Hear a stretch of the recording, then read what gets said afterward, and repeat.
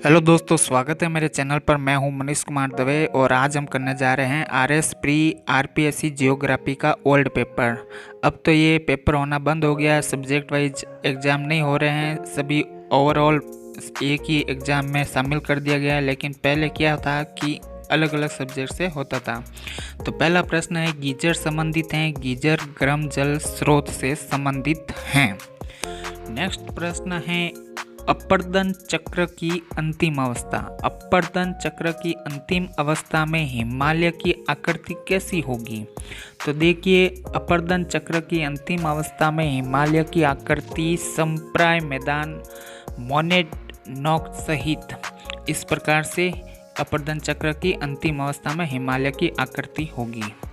Next प्रश्न है, मानव जाति के लिए ओजोन महत्वपूर्ण है क्योंकि? देखिए, मानव जाति के लिए ओजोन क्यों महत्वपूर्ण है? ओजोन इसीलिए महत्वपूर्ण है क्योंकि यह पराबैंगनी किरणों से बचने के लिए सुरक्षा कवच बनाती हैं।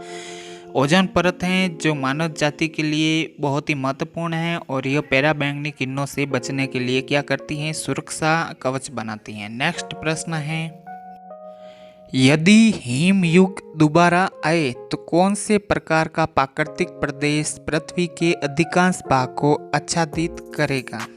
तो जो टुंडा प्रदेश है ना, बर्फ का है पूरा का पूरा, और हिमयुग आएगा तो पूरा का पूरा पृथ्वी का लगभग 2/3 भाग पूरा का पूरा बर्फ से जम जाएगा। तो पृथ्वी के अधिकांश भाग को टुंडा प्रदेश क्या करेगा? आच्छादित करेगा। नेक्स्ट प्रश्न है, भूमध्य रेखीय प्रदेशों में समान जलवायु पाई जाती है, वहाँ अन्य किस समान विशिष्टताओं की अपेक्षा की जाती हैं? तो देखिए, भूमध्य रेखीय प्रदेशों में समान जलवायु पाई जाती है, वहाँ पर प्राकृतिक वनस्पति एवं मृदाएं, प्राकृतिक वनस्पति एवं मृदाएं वाली विशेषताओं को अपेक्षा की जाती है। मतलब कि बाकी सभी तो कोई काम की चीज़ नहीं है, लेकिन यहाँ पर प्राकृतिक वनस्पति एवं जो मृदा है उसी से ही भूमध्य सागरीय रेखीय प्रदेशों की जलवायु मानी जाती है। अगर समान होगी तो समान जलवायु होगी। नेक्स्ट है, वायुमंडल एक ग्रीन हाउस की तरह है क्योंकि? वायुमंडल एक ग्रीन हाउस की तरह है क्योंकि यह सौर विकिरण के लिए पारदर्शक हैं तथा धरातलीय विकिरण को शोषित करता है। ये क्या करता है?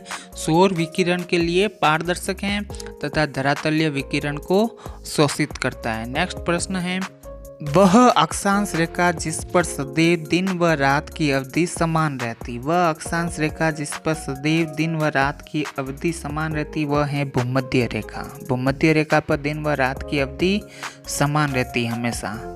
नेक्स्ट प्रश्न है, जिन क्षेत्रों में दैनिक तापांतर अधिक होता है, जिन क्षेत्रों में दैनिक तापांतर अधिक होता है वे कौन से हैं? तो देखिए, महाद्वीप के आंतरिक प्रदेश, महाद्वीप के आंतरिक प्रदेशों में क्या होगा? दैनिक तापांतर हमेशा अधिक होगा। नेक्स्ट प्रश्न है, वह स्थिति जिसमें पृथ्वी पर एक प्रदेश दूसरे के बिल्कुल प्रतिमुख होता है, तो वो क्या कहलाता है? तो ये कहलाता है प्रतिध्रुवस्थ। प्रतिध्रुवस्थ के अंदर वह स्थिति होती है जिसमें पृथ्वी का एक प्रदेश दूसरे के बिल्कुल प्रतिमुख होता है, प्रतिध्रुवस्थ कहलाता है।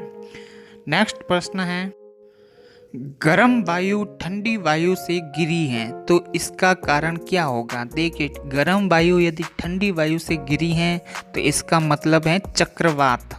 चक्रवात की उत्पत्ति है या चक्रवात आने वाला है। गर्म वायु ठंडी वायु से गिर जाती है।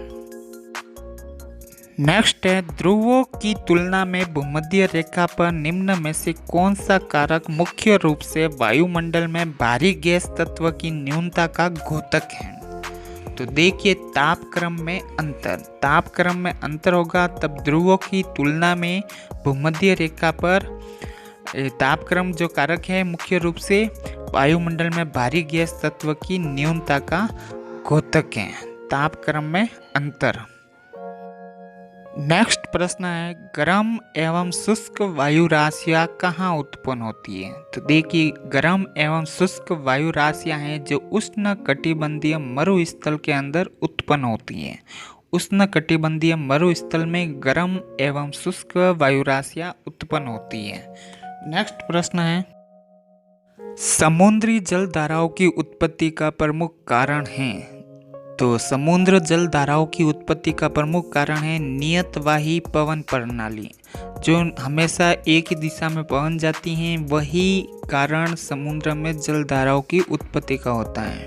उसके सहारे ही जल धाराओं की उत्पत्ति होती है। नेक्स्ट प्रश्न है, मैक्सिको से फिलीपींस तक बोट को जाने में कौन सी धारा सहायक है। अगर मैक्सिको से फिलीपींस कोई जहाज या नाव जा रही है तो उत्तरी भूमध्य रेखीय धारा उसमें हेल्प करेगी, उसको इसकी स्पीड बढ़ा देगी, मतलब वो उसी दिशा में जा रही हैं, उत्तरी भूमध्य रेखीय की धारा। नेक्स्ट प्रश्न है, समुद्र की ज्ञात अधिकतम गहराई कितनी है। देखिए, समुद्र की ज्ञात अधिकतम गहराई 11 किमी है। 11 किमी मतलब गहराई तक गर्त मिल चुका है, जो मैरियाना ट्रेंच के नाम से प्रसिद्ध है। 11 किमी मतलब 11,000 मीटर। नेक्स्ट प्रश्न है, मछलियों का सबसे अधिक केंद्रीकरण छिछले तटीय जल में पाया जाता है, क्योंकि इन भागों में सहयोगी कारक हैं। अत्यधिक प्लैंकटन होते हैं, वहाँ पर क्या होते हैं, प्लैंकटन अधिक होते हैं। मछलियों का भोजन क्या है, प्लैंकटन है, जिससे कि मछलियों के जीवन यापन के लिए अच्छे से वहाँ पर सुविधा होती है छिछले तटीय जल में, इसीलिए वहाँ पर केंद्रीकरण रहता है। नेक्स्ट प्रश्न है, मृदा की उत्पादकता एवं उर्वरता को प्रभावित करने वाला मुख्य कारक कौन सा है। देखिए भाई, मिट्टी को जो उत्पादकता एवं उर्वरता को प्रभावित करने वाला जो मुख्य कारक है वो तत्व होते हैं, और तत्व 2 प्रकार के होते हैं, जैव तत्व और अजैव तत्व। कौन से, जैव तत्व और अजैव तत्व। नेक्स्ट प्रश्न है, जैव मंडल की मोटाई लगभग कितनी है। देखिए, जैव मंडल की मोटाई लगभग है 35 किमी। जैव मंडल कहते हैं जहाँ पर स्थल और जल मिलता है, वहाँ पर जीव जंतु रहते हैं, तो उसको कहते हैं जैव मंडल, और इसकी मोटाई है 35 किमी।